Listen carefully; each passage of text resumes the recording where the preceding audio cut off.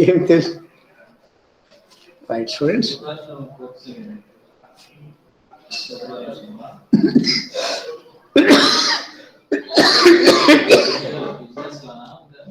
ఈనాటి క్లాస్లో ఒక చరిత్రలోనే మధ్యయుగ చరిత్రలో interesting personality, interesting character Razia Sultana గురించి మనం చర్చించుకుందాం. విన్నారా మీరు రజియా సుల్తానా గురించి? రజియా సుల్తానా ఎప్పుడు, ఏ సందర్భం? అంటే ఢిల్లీ సుల్తాన్ల పీరియడ్ లో ఇల్తుట్మిష్ కుమార్తె. కరెక్ట్. సో మనం ఇప్పుడు ఢిల్లీ సుల్తాన్ యుగంలో ఉన్నాం, అంటే మధ్యయుగాల్లోని ప్రథమ భాగం ఢిల్లీ సుల్తానేట్.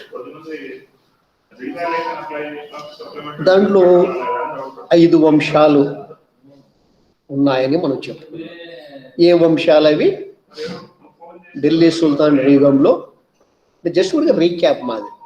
ఏ వంశాలు పరిపాలన చేశారు?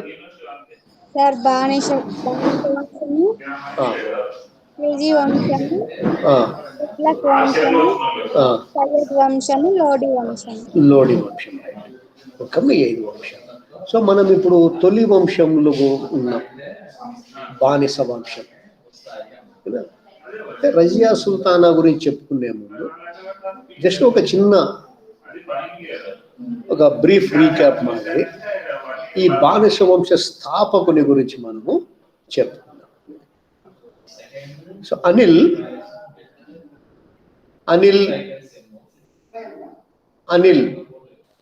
సార్ చెప్పండి సార్. బానిస వంశ స్థాపకుడు కుతుబ్దీన్ ఐబక్ గురించి సార్ చెప్పగలవా? నిన్న మనం చెప్పుకునేది. Please carry on. రైట్.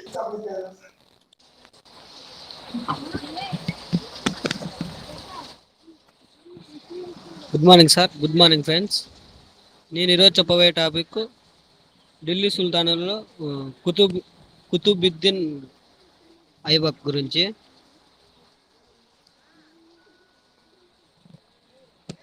ఇతను ఢిల్లీ సుల్తాన్ యొక్క ప్రథమ పాలకుడు. ఐబక్ అనగా చంద్రునికి ప్రభువు అనే అర్థం వస్తుంది. టర్కీలో జన్మించి బాల్యంలోనే స్థానిక ఖాజీకి బానిసగా అమ్ముడుపోయాడు. తర్వాత గాజీ నగరానికి వచ్చి మహమ్మద్ ఘోరీకి బానిస అయ్యాడు. భారతదేశాన్ని పాలించిన తొలి బానిస. కానీ ఇతన్ని సుల్తాన్గా అంగీకరించలేదు. హబీబుల్లా కుతుబుద్దీన్ ఐబక్ను లాక్ బక్స్ మరియు అక్షర బక్స్ అనే కీర్తించడంతో తెలుస్తుంది. ఇతడు క్రమంగా ఘోరీ అభిమానం పొంది అశ్వాల మీద అధిపతిగా ఉండి క్రీస్తు శకం 1192లో జరిగిన రెండో తరైన్ యుద్ధంలో విజయం సాధించిన అనంతరం ఘోరీ భారతదేశ సామ్రాజ్య భాగం మీద కుతుబుద్దీన్ ఐబక్ను తన రాజ ప్రతినిధిగా నియమించాడు. ఘోరీ మరణానంతరం ఐబక్ తన బానిసత్వం నుండి విముక్తి పొంది క్రీస్తు శకం 1206లో స్వతంత్ర ఢిల్లీ సుల్తాన్ రాజ్యాన్ని స్థాపించి లాహోర్ను రాజధానిగా చేసుకొని పరిపాలన కొనసాగించాడు. ఇతను ఢిల్లీని అనేక తిరుగుబాట్ల నుండి రక్షించి ఢిల్లీకి రూపురేఖలను ఇచ్చిన తొలి పాలకుడుగా గుర్తింపు పొందాడు. అలాగే ఇతను గుజరాత్, మాల్వా ప్రాంతాలపై దాడులు జరిపి అపార ధనరాశులతో ఢిల్లీకి చేరాడు మరియు దుర్భేద్యమైన కలేంజర్ కోటను ముట్టడించడంతో పాటు ఐబక్ క్రీస్తు శకం 1208లో గజనీపై దండెత్తి ఘోరీ సేనాని అయిన ఏల్జును పారద్రోలి ఢిల్లీకి తిరిగి వెళ్తూ మార్గ మధ్యలో లాహోర్ నగరంలో చౌగన్ అన్న ఆట ఆడుతూ ప్రమాదానికి లోనై క్రీస్తు శకం 1210 నవంబర్లో మరణించాడు. ఇతని ముఖ్యమైన నిర్మాణాలు: ఇతడు ఇండో పర్షియన్ శైలిలో భారతదేశంలో కౌవత్ ఉల్ ఇస్లాం అను మసీదును ఢిల్లీలో మొట్టమొదటిసారిగా నిర్మించాడు మరియు అజ్మీర్లోని అదై అదై దిఖాన్ దిన్కా జోంప్రా మసీదును భారతదేశంపై ఇస్లాం విజయానికి చిహ్నంగా కుతుబ్ మినార్కు పునాది వేశాడు. అంతే sir.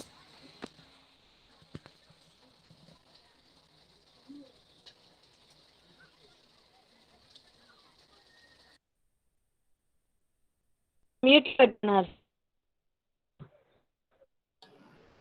Thank you. So Razia Sultana యొక్క పూర్వ చరిత్ర తెలుసుకోవడానికి మనం ఈ అంశాలను ప్రస్తావిస్తున్నాం. కుతుబ్దీన్ ఐబక్ ఒక మనవరాలే రజియా సుల్తానా.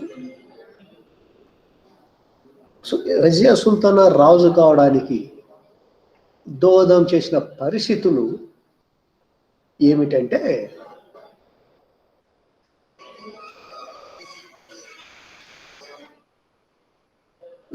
ఇల్టుట్మిష్ గురించి కూడా మనం రెండు నిమిషాలు చెప్పుకుందాం. ఇల్టుట్మిష్ ఈయన కుతుబ్దీన్ ఐబక్ యొక్క వారసు.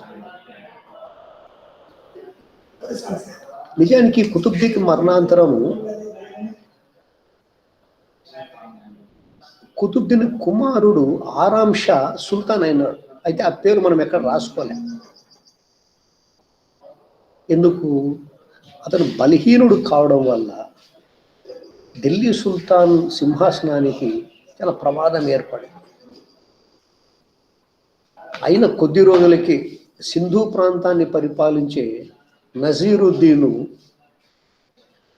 ఈ ఆరాం షాను మీద దాడి చేసి ఓడించి తనంతో తాను స్వతంత్రంగా ప్రకటించుకుంది. అంటే బెంగాల్ స్వతంత్రమైంది. ఢిల్లీ సుల్తాన్ సామ్రాజ్యం విచ్ఛిన్నమయ్యే పరిస్థితులు తలెత్తినాయి. అంటే 1206లో ఏర్పడింది ఢిల్లీ సుల్తాన్ బానిస వంశ పరిపాలన. 6 నుంచి 10 వరకు ఆయన పరిపాలించినాడు కదా కుతుబ్దీన్ ఐబక్. ఆయన ప్రమాదవశాత్తు చనిపోయినాడు కదా. అంటే 4 ఏళ్ళకి ఆయన కుమారుడు ఆరాం షా సుల్తాన్ అయినాడు కదా. నిజానికి ఆ ఆరాం షా సుల్తాన్ అయినప్పుడు పరిస్థితులు ఎట్లున్నాయంటే చాలా క్లిష్టంగా ఉంది. ఢిల్లీ సుల్తాన్లకు సామ్రాజ్యం ఉంటుందా లేదా అనే పరిస్థితులు తలెత్తినాయి. బలహీనుడు కాబట్టి ఎక్కడ వల్ల అక్కడ తిరుగుబాట్లు చేస్తున్నారు, స్వతంత్రాన్ని ప్రకటించుకున్నారు. సో ఢిల్లీ సామ్రాజ్యానికి రాబోయే ప్రమాదాన్ని గ్రహించినటువంటి మంత్రులు కొంతమంది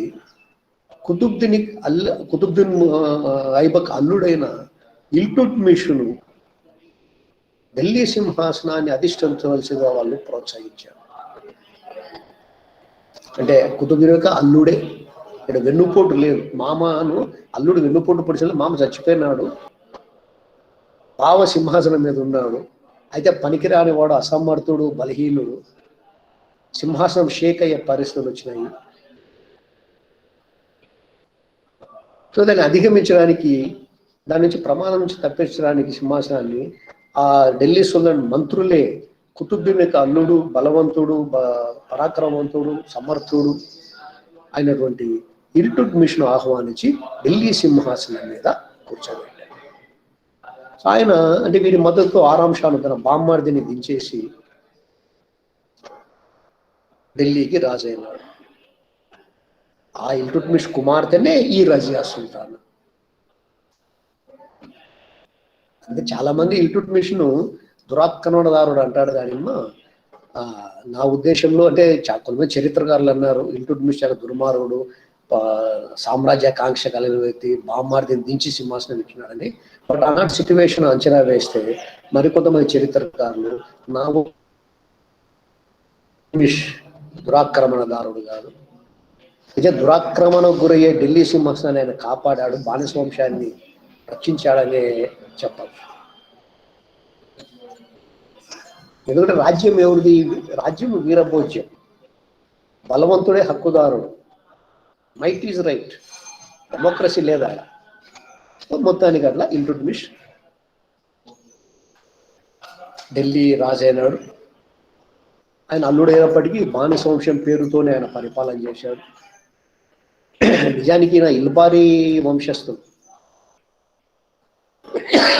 కానీ ఇల్బారీ వంశ పాలన మనం బానిస వంశ పాలన అంటాం. ఇది మామూలు తగ్గ వారసుడిగా ఆయన పరిపాలన ఉంటాడు కాబట్టి ఆయనకు ఇల్బారీ వంశ పాలన మనం. ఇల్టుట్మిష్ అంత సులభంగా ఏమి ఆయన పరిపాలన సాగలేదన్న.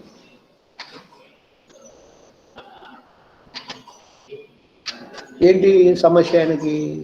ఇప్పుడు ఢిల్లీ మంత్రులు సపోర్ట్ చేశారు కదా, వారిని ఢిల్లీ అమీర్స్ అంటారు, లేదా చిహల్గని అంటారు. అంటే 40 మంది గ్రూప్ ఉన్నటువంటి సర్దారులను చిహల్గని అంటారు. వారు కుతుద్దీన్ ఐబక్ కూడా మద్దతుదారులుగా ఉన్నారు. ఇప్పుడు ఇల్టుట్మిష్ రాజు కావడంలో కూడా వాళ్ళు కీలకమైన పాత్ర పోయించారు కాబట్టి మా వల్ల నేను రాజు అయినావు అన్నటువంటి భావనతో ఆ 40 మంది సర్దారులు చిహల్గని ఈయన మీద పెత్తనం చేయడానికి ప్రయత్నం చేశారు. అంటే వారిలో కొంతమంది ఉంటారు కదా, మా వల్ల నువ్వు రాజు అయినావు, మాకు దాంట్లో భాగమేవు, మేము ఏం చేసినా అడగడానికి వీలు లేదు, అట్లా వారితో సమస్యలు ఈయన ఎదుర్కోవాల్సి వచ్చింది. అంతేకాదు సింధు పాలకుడు, గజనీ పాలకుడు, బెంగాల్ పాలకులు ఆల్రెడీ వాళ్ళు స్వతంత్రాన్ని ప్రకటించున్నారు కదా, వాళ్ళు ఈయనకు లొంగి ఉండడానికి వారు సిద్ధంగా లేరు, కయ్యానికి కాలు దూతున్నారు. మరి కొంతమంది రాజపుత్రులు రణథంబోర్, అజ్మీర్, గ్వాలియర్, ఇక రాజపుత్రులుక ఈ ఢిల్లీ సుల్తానుల యొక్క అధికారాన్ని అంతమొందించి స్వతంత్రం కావడానికి వారు ప్రయత్నాలు చేస్తున్నారు. సో ఇట్లా అప్పటికి ఏర్పడిన 5 ఏళ్ళు కానటువంటి ఢిల్లీ సామ్రాజ్యాన్ని, ఢిల్లీ సుల్తాన్ సామ్రాజ్యాన్ని అధిష్ఠించినటువంటి ఇల్టుట్మిష్ అంత సులభంగా ఆయనకి అదేమంటానే ఇళ్ళకి కానీ పండగ కాదంటానే, అట్లా ఆయనకేమి it was not a cakewalk. ఎందుకు ఈ మాట ఏంటంటే ఈయన తర్వాత రజియా సుల్తానుడు ఇదే సమస్యలు ఎదుర్కోవాల్సి వచ్చింది.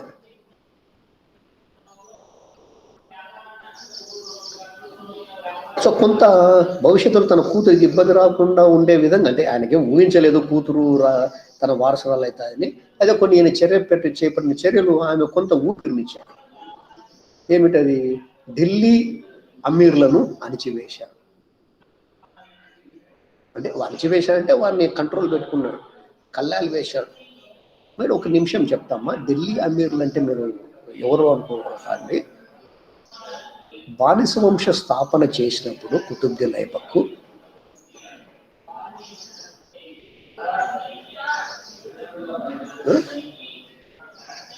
ఆయన ఆయన ఆయన మహమ్మద్ గోరి కొడుకో ఏదో కాదు కదా, రక్త సంబంధం మీద బానిసే కదా. కాబట్టి ఈయన సింహాసనం మీద ప్రశాంతంగా కూర్చున్నదానికని ఆయన తనకు అనుచరులుగా, తనకు బాగా మద్దతుదారులుగా ఉన్నట్టు వాళ్ళను వారికి సంపూర్ణ అధికారులు ఇచ్చి తన మంత్రి మండలిగా పెట్టుకున్నారు. 40 మంది ఉండేవారు. వీరిని చిహల్గని అనేవారు. సో 40 మంది సర్దార్, అంటే వీరిని అమీర్లు అంటారు, సర్దార్లు అంటారు, లేదా ప్రభుత్వ అధికారులు. ఎక్కువగా సర్దార్లు అంటారు లేదా అమీర్లు అంటారు. సో ఈ 40 మంది సర్దార్లు ఆనాడు కుతుబ్దీన్ ఐబక్కు అండగా నిలబడ్డారు. అండగా నిలబడ్డామంటే అండగా ఉన్నారు, తమకు కావాల్సిన పనులు తాము చేసుకున్నారు, ఆయన మీద పెత్తనము చేసేవాళ్ళు. ఆయన బతికుంటే ఏమంటే ఆయన చనిపోయినాడు. ఇప్పుడు ఇల్టుట్మిష్ అయినాడు. సో ఇల్టుట్మిష్ అయినప్పుడు వాళ్ళ మద్దతుతోనే అయినాడు. అయితే ఇల్టుట్మిష్ కొంత స్వతంత్రంగా ఆలోచించేవాడు, కొంత సమర్థుడు. ఓకే, వాళ్ళ వల్ల అయినా కూడా తన పరిపాలన సవ్యంగా జరగాలి కదా, తన పరిపాలన సవ్యంగా జరగాలి కదా.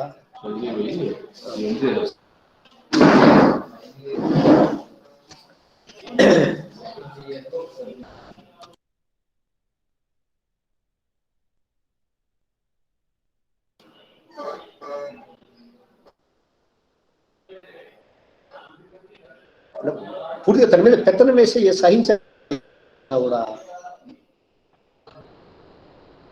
కొంత బ్రేకులు వేయాలను వాళ్ళు సహించలేక అయితే మొత్తానికి ఈయన తన సమర్థతతో ఆ ఢిల్లీ సర్దారులు లేదా ఢిల్లీ అమీర్లను లేదా జిహాల్ గారిని కొంత కంట్రోల్లో పెట్టుకొని ఢిల్లీలో తన అధికారాన్ని సుస్థిరపరచుకున్నాడు.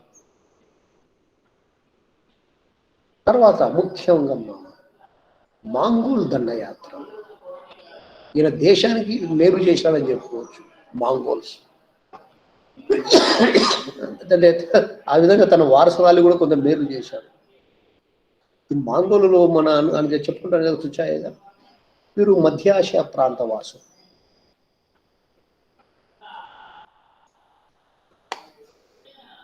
ఇక్కడ ఇల్టుట్మిష్ ఉన్న సమయంలో మాంగోలులు ప్రపంచ దండయాత్రకు పూనుకున్నారు. ఆనాడు 13వ శతాబ్దంలో వారి నాయకుడు చెంగిస్ ఖాన్, ఆయన నాయకత్వంలో ఈ మాంగోల్స్ ఒక గొప్ప సామ్రాజ్యకాంక్ష కలిగిన సైనికులుగా రూపొందినారు. చెంగిస్ ఖాన్ దండయాత్రల గురించి జవహర్లాల్ నెహ్రూ తన గ్రంథంలో గ్లింప్సెస్ ఆఫ్ వరల్డ్ హిస్టరీలో ఆయన పేర్కొంటాడు చెంగిస్ ఖాన్ గురించి. నెహ్రూ యొక్క మాటల్లో చెప్పాలంటే చెంగిస్ ఖాన్ చరిత్రలోనే గొప్ప విజేత. అతని ముందు జూలియస్ సీజర్ కానీ అలెగ్జాండర్ కానీ వారు చిన్నవారు కనిపిస్తారు. అతి తక్కువ కాలంలోనే Genghis Khan China, balk, Samarkand మొదలగు ప్రాంతాలను సర్వనాశనం చేశారు. సో ఆ చెంగిస్ ఖానే, అటువంటి చెంగిస్ ఖానే దృష్టి పడింది. అయితే ఇల్టుట్మిష్ కొంచెం తెలివిగా ఆయన ప్రవర్తించారు.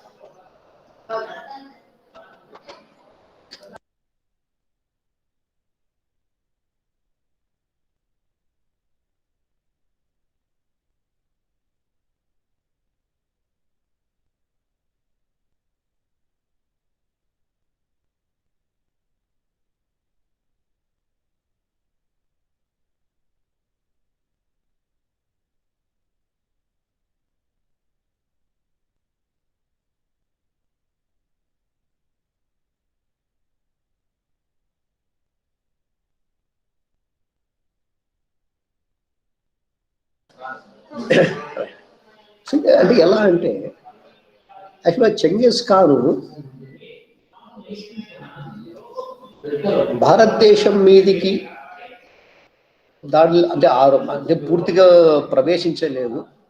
భారత సరిహద్దులో ఖ్వార్జాం అనే ప్రాంతం మీద దాడి చేసినప్పుడు ఆ ఖ్వార్జాం రాజు జలాలుద్దీన్ మంగ్బర్ అనే అతను నేరుగా ఇల్టుట్మిష్ దగ్గరికి వచ్చి ఆయన సహాయాన్ని కోరారు.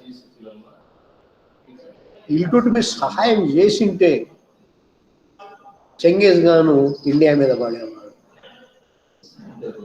కాబట్టి ఆ మంగ్బరికి ఆశ్రయం ఇవ్వకుండా ఇల్టుట్మిష్ చాలా తెలివిగా ఆయనకి ఎటువంటి సహాయం చేయకుండా తిప్పి పంపాడు.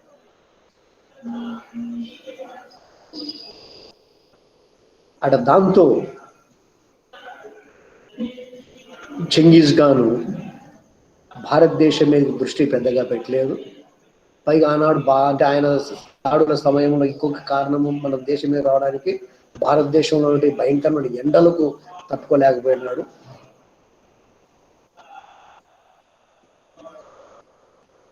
ఇట్లా మొత్తానికి ఇల్టుట్మిష్ యొక్క రాజనీతిజ్ఞత వలన భారతదేశానికి లేదా ఢిల్లీ సుల్తాన్ సామ్రాజ్యానికి మంగోలుల బెడద తప్పింది.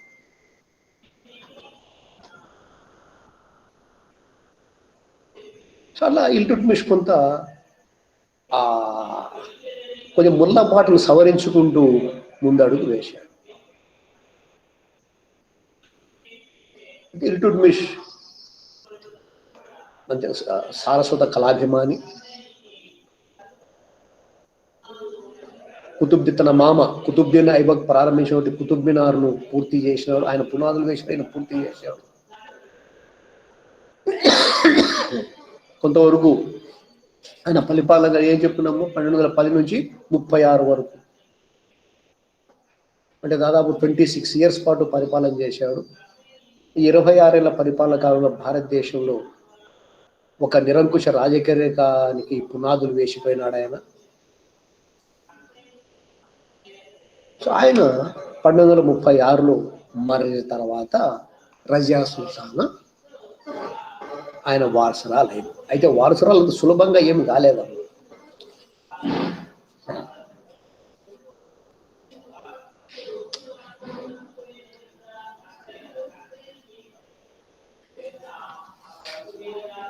ఇల్టుమిష్ మరణం తర్వాత ఆయన కొడుకులు ఉన్నారు, కొడుకులు లేరు, మన గణపతి దేవునికి కొడుకులు లేరు కాబట్టి రాణి రుద్రదేవి ఆటోమేటిక్గా రాజ్యానికి వచ్చిందంటే అది కథ వేరు. ఇక్కడ అది కాదు పరిస్థితి. ఇక్కడ ఇల్టుమిష్ కొడుకులు ఉన్నారు. ఆయన చనిపోయిన తర్వాత ఆ కుమారుల మధ్యన వారసత్వ తగాదా ప్రారంభమైంది. ఎప్పుడైతే ఆ కొడుకుల మధ్యన గొడవ అయిందో అది ఆసరాగా తీసుకొని ఢిల్లీ సర్దార్ ఉన్నారు కదా, మనం ఇద్దరు చెప్పంటే కొంచెం కంట్రోల్ పెట్టాడు ఇల్టుమిష్. వారు మళ్ళా గట్టిబడి మళ్ళా బలపడి అధికారాన్ని హస్తగతం చేసుకొని వాళ్ళు ఢిల్లీ మీద పెత్తనం చలాయించడం మళ్ళా మొదలుపెట్టారు. ఈ వారసత్వ తగాదాల వల్ల చాలా సమస్యలు తలెత్తినాయి ఢిల్లీ సామ్రాజ్యానికి. ఎందుకంటే ఒక్క పాలకుడైతే మంచి చెడ్డో ఏదో జరగవచ్చు, 40 మంది రాజ్యాన్ని తలావుగా దెప్పు తీసుకునే పరిస్థితి వచ్చింది.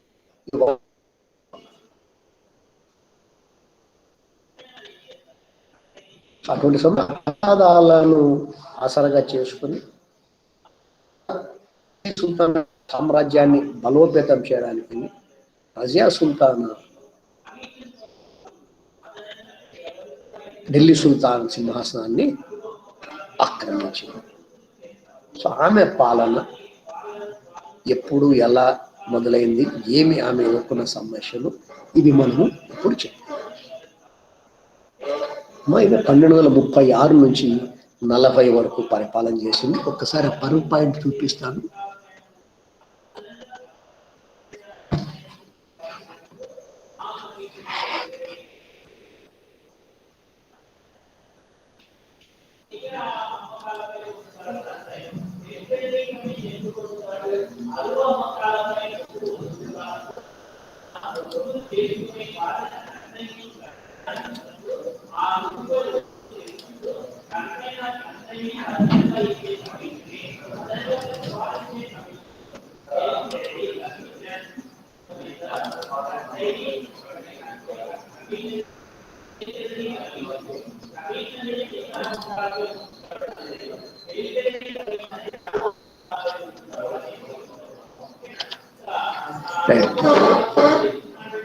సో 1236 నుంచి 1240 వరకు ఆమె పాలనా కాలము, అంటే కేవలం 4 సంవత్సరాలు మాత్రమే. అయితే మరి ఎందుకు ఆమె గురించి ఇంతగా మనం చెప్పుకుంటున్నాము? సిలబస్ లో కూడా బాల్బన్ ఇస్తున్నాము అంటే కారణము because she is a women. భారతదేశాన్ని పాలించిన తొలి ముస్లిం మహిళ. ఏంటి అంటే ఆ కాలంలో మధ్యయుగాల్లో ఇప్పటి దాపు 800 ఏళ్ల క్రితము ఒక మహిళ భారతదేశం, అంటే ముఖ్యంగా భారతదేశం అనేది ఢిల్లీకి సింహాసనాన్ని అధిష్ఠించి పరిపాలన చేసిందంటే ఎలా పరిపాలించింది, ఆమెకు ఎదుర్కొన్న సమస్యలు ఏమిటి, పెద్దగా ప్రపంచం లేదమ్మా, రాజకీయంగా, సాంఘికంగా, సాంస్కృతికంగా. But yet why we are studying about Rajia Sultana is that for the fact that she was the first Muslim woman to rule major parts of North India.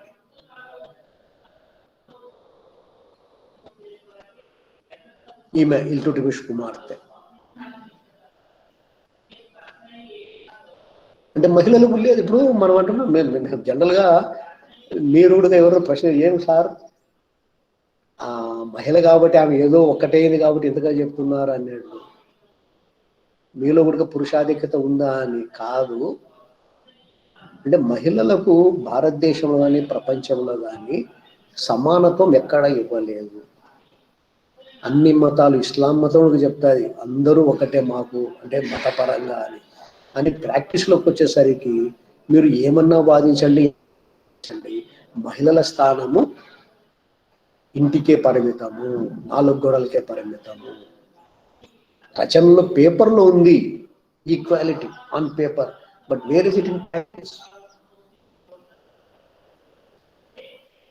ఈమె పరిస్థితి చూడండి, 4 ఏళ్ళు పరిపాలించింది.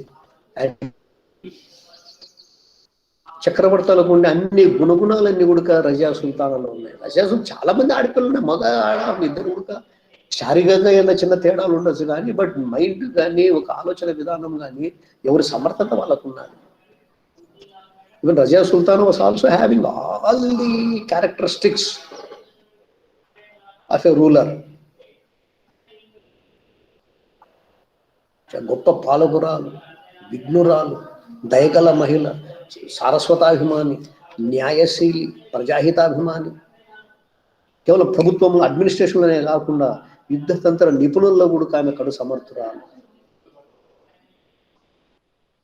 Really, she was a great sovereign and sagacious lady. So ఇటువంటి ప్రజ్ఞా విశేషాలు ఉన్నాయి కాబట్టే ఇల్టుట్మిష్ తన కుమారులను కూడా పక్కన పెట్టే పనికిరాని వాళ్ళు, మూర్ఖులు, వారిని కూడా విస్మరించి తన మరణాంతరము రజియా సుల్తానా, తన కుమార్తె రజియా సుల్తానాను వారసురాలిగా ఎంపిక చేశాడు. అని బతుకున్నప్పుడే చెప్పాడమ్మ.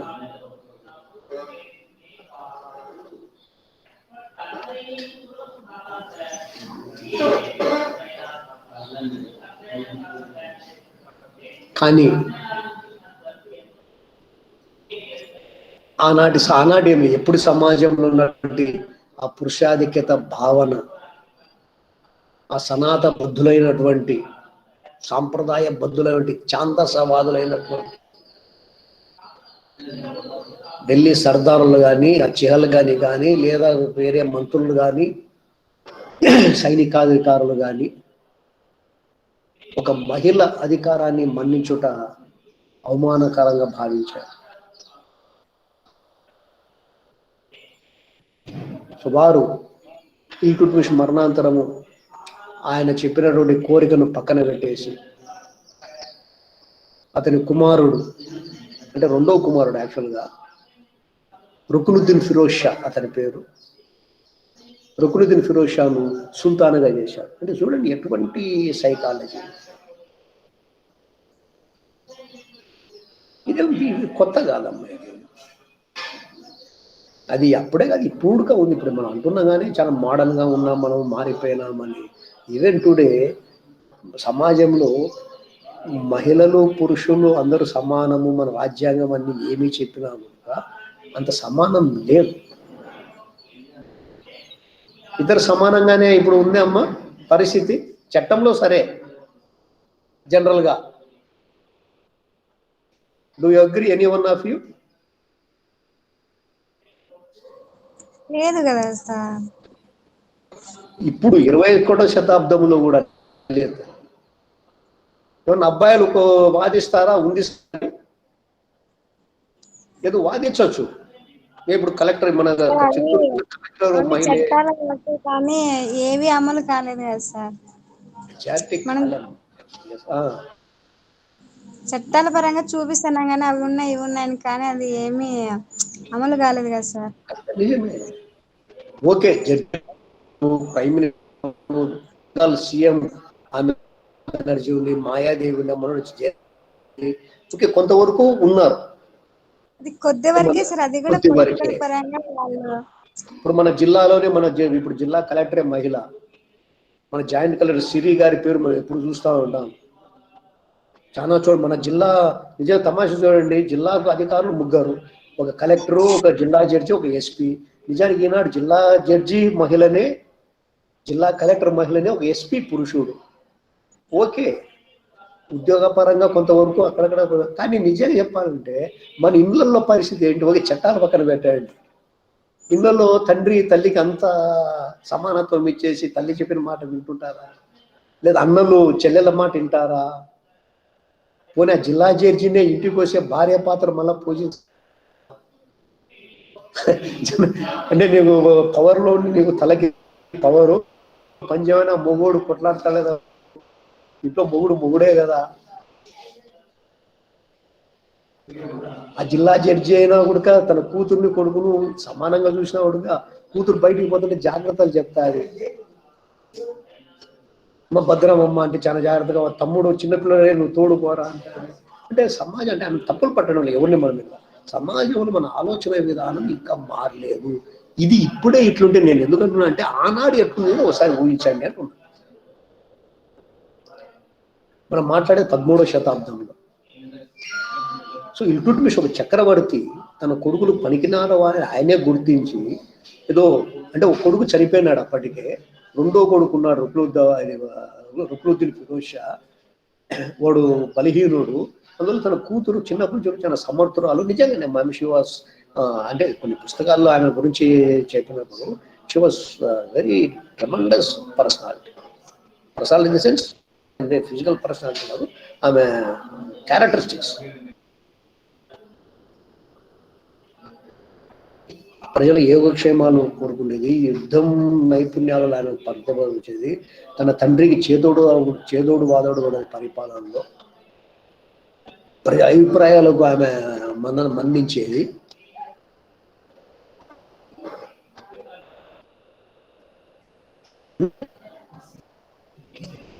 ఆమె గట్టి. కానీ ఆ సర్దార్లు ఏం చేశారు? రాజు చెప్పిన ఆయన చనిపోయినాడు, మాట ఉంది కదా, నా కూతురుని పారస్పరంగా ప్రకటించని, బట్ విన్నాడు. ఆ పనికిరాని వాడిని కొడుకుని తీసుకొని వచ్చి ఆయనకు కొడుకులు అంటే కేవలం వేరే ఏం లేదు, ఆ కొడుకు పట్ల వీళ్ళకి స్పెషల్ ప్రేమ ఏం లేదు. ఏమిటి? అతను మగాడు, ఆడది సింహాసనం మీద కూర్చుంటే ఆమె ఆజ్ఞ కదా. ఆ అహంకారం, పురుష అహంకారమే ఈ పని చేయించినట్టు. రాజ్యం క్షేమము దేశ క్షేమం అక్కర్లేదు, ఆడదాని మాట మేము వినలేము. అట్లా ఆమెను తీసేసి అతను కూర్చోబెట్టాడు. అయితే ఫిరోజ్ షా అసమర్థుడే కాదు, దురలవాట్లకు బానిస, భోగలాలసుడు. ఆయన సింహాసనం మీద కూర్చున్న కొద్ది రోజులకే మొత్తం అంతా ఒక దుష్పరిపాలన చేశాడు. దీనివల్ల రాజ్యంలో అశాంతి ప్రజ్వరిల్లింది.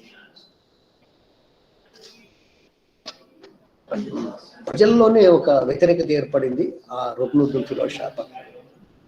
దాంతో అతి కొద్ది రోజుల పాటు మాత్రమే ఆయన సింహాసనం ఉండగలిగినాడు. అతని దుష్పరిపాలన గమనించినటువంటి రజా సుల్తానా కానీ దేశం అల్లకల్ల, సింహాసనంకి చెడ్డ పేరు వస్తుంది, తన తండ్రి వారసురాలుగా ప్రతిష్టను కాపాడు. దాంతో సోదరునిపై తిరుగుబాటు చేసి కొంత ప్రజల మద్దతు, కొంతమంది అధికారుల మద్దతుతో తమ్ముని బంధించి వధించి అదే సంవత్సరంలో ఢిల్లీ సింహాసనాన్ని అధిష్ఠించి, అలా 1236లో కొద్ది గ్యాప్, అంటే తండ్రి మరణాంతరం పాటు కొద్ది రోజుల పాటు తమ్ముడు సింహాసనం ఉన్నాడు, అంటే సోదరుడు, మరి తమ్ముడు అన్న క్లారిటీ లేదు మనకి, సింహాసనం ఉన్నాడు. ఈమె భారతదేశ రాణి. అలా she became the first woman ruler of Delhi among Muslims.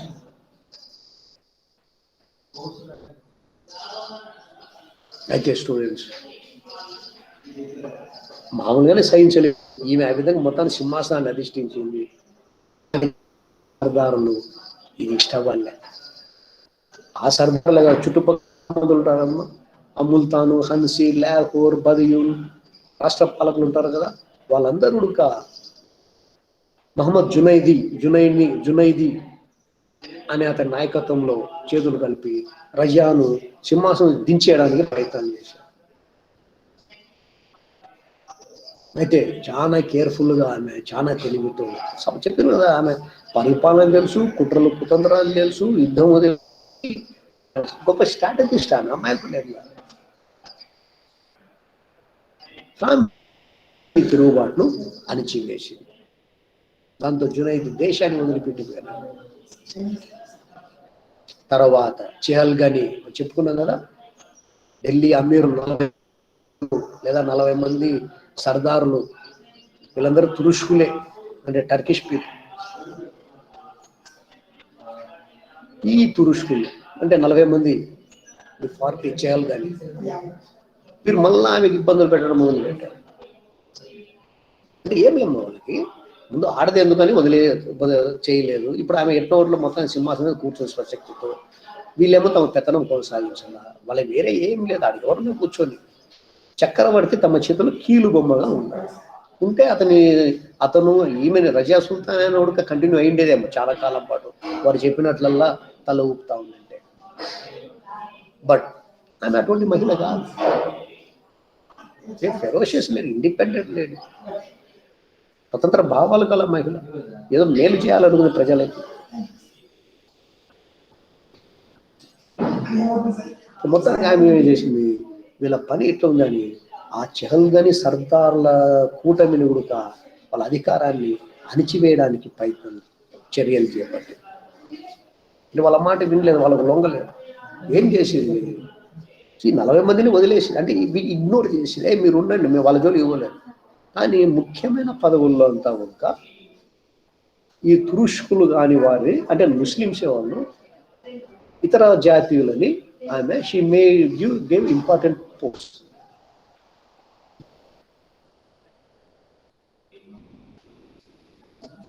అంటే ముఖ్యమైన పదవులను వీళ్ళ మనుషులు కాకుండా తన సొంత మనుషులకు అప్పగించింది. అనేక రాష్ట్రాల గవర్నర్లుగా కొత్త వారిని నియమించింది. ఇట్లా చర్యలు చేపట్టి వాళ్ళ అధికారాల కొంత కట్టెలు వేసింది, వాళ్ళ రెక్కలు దగ్గరికి. అంటే ప్రజల్లోకి పరిపాలన సందేశం ఉంటుంది, వీళ్ళ మాట ఏం చెల్లుబాటు కాదు రజియా దగ్గర అని. సో వారి చర్యలను, అంటే రజియా చర్యలను వాళ్ళు సహించలేకపోయినారు. దాంతో వాళ్ళు ఎట్ట తిరిగి ఇబ్బంది పెట్టాలా, ఎట్ట తిరిగి సత్తాయించాలా, ఏదో విధంగా ఈమెను సింహాసనం దించేయాలా అనే కుట్రను పన్నసాగారు. అయితే ఇక్కడ ఏమైందంటే, అంటే ఒక మహిళగా పాప ఆమె కొన్ని, అంటే ఇక్కడ నేను ఇక్కడ అంటే ఏమిటంటే, అదే ఒక మగవాడు సింహానికి మందిని పెళ్లి చేసుకున్నా, ఎంతమందిని ఉప్పుడుగా కలిపి అతన్ని ఉండేవారు పొగడ. మనం చూస్తున్నాం కదా, ఏ రాజుకు ఒక భార్యతో ఉన్నారు, ఒక మన పురాణాలు ఒక రాముడు తప్ప. ఇంకా రాజులైతే ముస్లిం లేదు, క్రిస్టియన్స్ లేదు, హిందువులు లేదు. రాజు అనేవాడు ఒక పెళ్ళాంతో, ఒక భార్యతో ఎప్పుడూ లేడు. పొరుగు రాజ్యాన్ని ఓడిస్తే ఆ రాజు కూతుర్నో రాజు చెల్లెల్లో పెళ్లి చేసుకొని వచ్చేవాడు, బలవంతంగా ఎత్తుకొచ్చేవాడు. ఉంపుడు గతులు రాజే కాదు, రాజు, మంత్రులు, రాజకుమారులు, గవర్నర్లు. కానీ ఇక్కడ చూడండి, రజియా సుల్తాన్ ఒక మహిళ కావడంతో మహిళలకు ఎన్నో కట్టుబాట్లు ఉంటాయి, దాని ప్రకారం ఉండాలని వాళ్ళ మీద రుద్దుతారు. ఇక్కడ ఈమె కూడా ఎటువంటి తప్పు చేయలేదు. కాకపోతే ఏమైందంటే, ఆమె జమాలుద్దీన్ యాకూత్ అనే అతనితో సన్నిహితంగా ఉంది.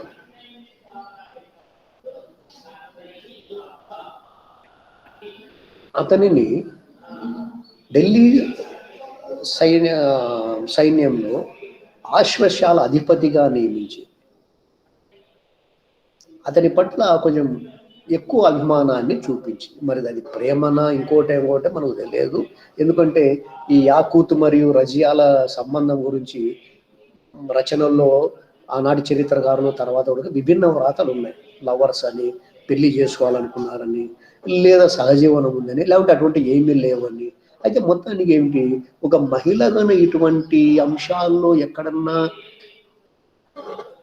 పేరు వచ్చిందంటే ఆమెను క్యారెక్టర్ అసాసినేషన్ చేయడం చాలా సులభం. అదే మొగాడు చేస్తే లేదని ఏ సమస్య లేవు. చక్రవర్తి అయినా సరే, సాధారణ రోడ్డు పైన మగవాడు చేసేదంటే సమాజం అట్లా. కానీ దిస్ ఉమెన్ అంత సమర్థురాలు కూడా. ఇక్కడ మనం ఆమె ఏం తప్పులు పట్టలేదు, ఏం చేయలేదు. బట్ ఏమిటంటే ఒక మగవానితో సన్నిహితంగా ఉండిందో లేదో తెలియదు, రూమర్ అయినా ఉండొచ్చు. ఇప్పుడు లింకు పెట్టండి. ఇప్పుడు ఏమైంది, ఈమె పరిపాలన వల్ల చెహలగాని ఇబ్బంది పడతా ఉంది కదా, ఆమెను ఎట్లా దెబ్బతీయాలనుకుంటున్నారు కదా. ఆల్రెడీ వాళ్ళు కూటమి ఉండే మిగతా వాళ్ళతో మాట్లాడుతూ ఏది ఒక ఆడదాని దగ్గర మనం మాట్లాడిన ఆమె మన మీద పై చేయ, మన మాట విందా అనే ఒక సహజ పురుషాగీత అధికారంతో పాటు ఇప్పుడు మామూలు అధికారాలు కూడా పోయినాయి కదా. ఇటువంటి సందర్భంలో ఈ ఎపిసోడ్ వారికి చేతికి చిక్కింది. ఇంకా ఆటోమేటిక్గా ఆడవాళ్ళ మీద మనము దెబ్బతీయాలంటే ఒకటి వేరేది ఏమో కానీ ఆమె తిరుగుబోతు అనే ముద్ర వేశారు. క్యారెక్టర్ అసాసినేషన్ అంటాం, శీలహననం. దాంతో ఈమె మీద దుష్ప్రచారం చేయడం మొదలుపెట్టారు. వీళ్ళందరూ కలిసి ఆనాడు భటిండా రాష్ట్ర పాలకుడు అల్తూనియాతో వివాహం అనే నెక్స్ట్ పాయింట్ ఉందే, అతను యాక్చువల్గా మొదటగా ఆమె మీద తిరుగుబాటు చేశాడు.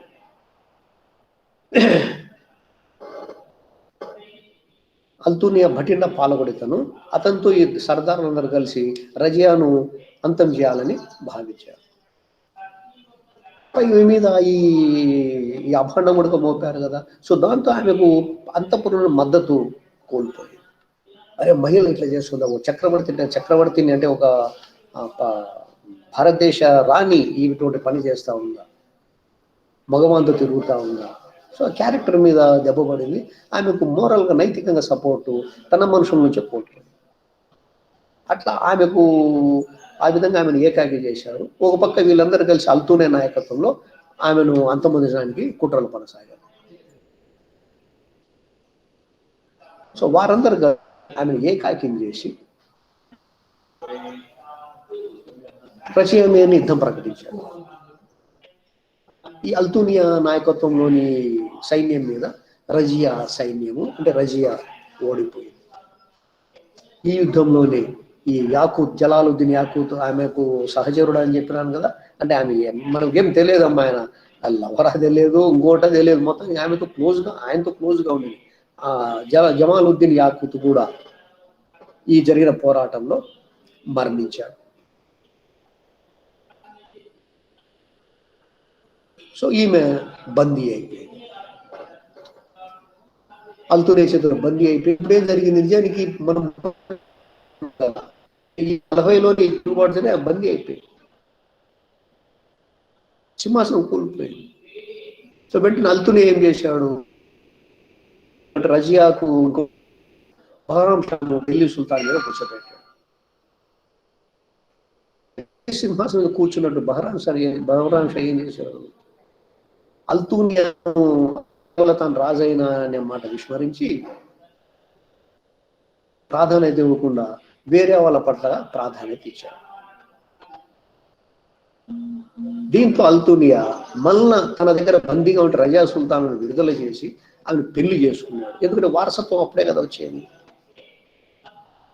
అంటే బలవంతంగా రజా సుల్తాన్ చేసి ఆమె నాయకత్వంలో బహరాం షాను అంటే ఈ సింహాసనం మీద ఎవరినైతే కూర్చోబెట్టాడో అతన్నే దించి వేసి రజియా సుల్తాన్ మళ్ళీ సింహాసనం మీద కూర్చోబెట్టడానికి ప్రయత్నం చేశాడు. ఎందుకంటే ఆమె అయితే ఇల్టుట్మిష్ కుమార్తె ఒకటి, అంటే వారసత్వం ఎవరు క్వశ్చన్ చేయరు. ఆమె అయినప్పటికీ తన భార్యగా ఆమె వింటుంది.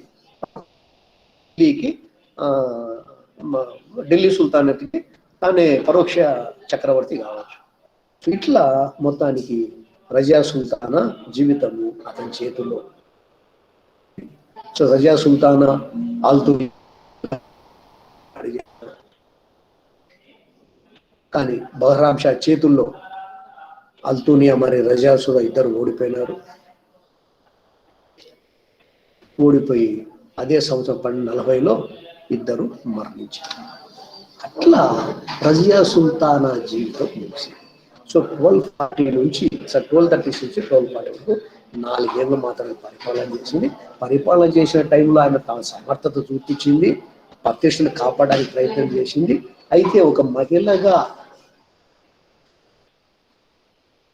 ఆ రోజు ఏమేమో చేయకూడదని ఆనాటి కట్టుబాట్లు, ఒక ఛాందస్వాద కట్టుబాటుగా ఆ విధంగా కొంచెం చిన్న నేను ఇక్కడ తప్పనడానికి లేదు, ఏమి లేదు. కానీ ఆ చర్య వల్ల ఒక అతనితో క్లోజ్గా ఉండటం వల్ల ఆమెను ఏకాకి చేసి ఈ సర్దారులు కూటమి ఏర్పడి ఆమె మీద యుద్ధం చేసి ఆమె దించి మళ్ళా అది యుద్ధం చేసినోడే తిరుగుబాటు చేసినోడే ఆమెను పెళ్లి చేసుకొని ఇట్లా పాపం చివరి దశలో ఆమె జీవితం అల్లకల్లలో. అయితే ఇదంతా కూడా నిజానికి రజియా సుల్తానా కారణం ఆమె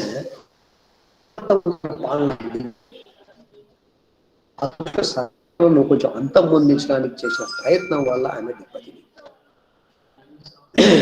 బహుశా ఇంతవరకు చెప్పినట్లు అంటే ఇట స్త్రీ కాబట్టి నేను ఓడిపోయిందని చెప్పనమ్మా. కాకపోతే స్త్రీ కాబట్టి ఆమె పట్ల కొంత చాలా మంది ఆమె మద్దతుగా ఇవ్వడం లేకపోవడం కూడా ఒక కారణమే. అయితే ఆమె చేసిన ఆ కొద్దిపాటి పాలనా కాలంలో అయినా కనుక తురుష్క సామ్రాజ్య గౌరవ ప్రతిష్టను ఇనుబడింపజేసింది. ఢిల్లీ సర్దార్ల అహంకారాన్ని అణిచివేయడానికి ప్రయత్నం చేసింది. ముఠా తాగాలను కొంతకాలమైనా కనుక దూరం పెట్టింది. దుష్పరిపాలనను కొంతకాలమైన పారద్రోలి మంచి పాలన అందించింది. ఇల్టుట్మిషన్ కూడా దెబ్బకు కొంచెం ఇబ్బంది పడేవాళ్ళే, అంటే ఆమె తండ్రి ఆమె తాత. కానీ వాళ్ళు చేయని సాహసాన్ని ఈమె చేసి ధైర్య సాహసాలు ప్రదర్శించి మనిచి రాజ్యాన్ని నెలకొల్పడము సామాన్యమైన విషయం. అందుకే ఆధునిక చరిత్రకారులు ఆమె ప్రశంసిస్తారు. ఎందుకంటే ఆమెలో ప్రతిభా విశేషాలు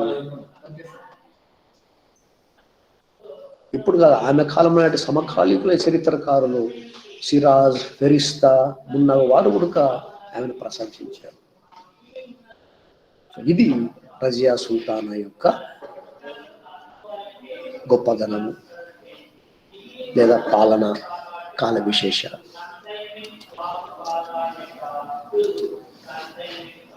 రైట్ మేడం. ఇప్పుడు నేను మీ ముందు చిన్న ఒక సవాల్ విసురుతాను. ఏమిటి? రజియా సుల్తానా స్త్రీ కాకుండా పురుషుడు అయింటే సక్సెస్ అయిండేదా కాదు? చాలా పుస్తకాల్లో ఆమె స్త్రీ వల్ల ఆమె దెబ్బతినలేదు, తురుష్క సర్దారుల పట్ల ఆమె చాలా కఠినంగా ఉండింది కాబట్టి వారు తిరుగుబాటు చేశారు, వాళ్ళ పట్ల కొంచెం చూడనట్టుంటే ఆమె పరిపాలన కొనసాగిండేది అని అంటారు. రజియా సుల్తానా దెబ్బతినడానికి ప్రధాన కారణాలు ఏమిటి? మరి రజియా సుల్తానా యొక్క క్యారెక్టర్ పట్ల మీ విశ్లేషణ ఏమిటి? అరుణ ఉందా క్లాస్లో?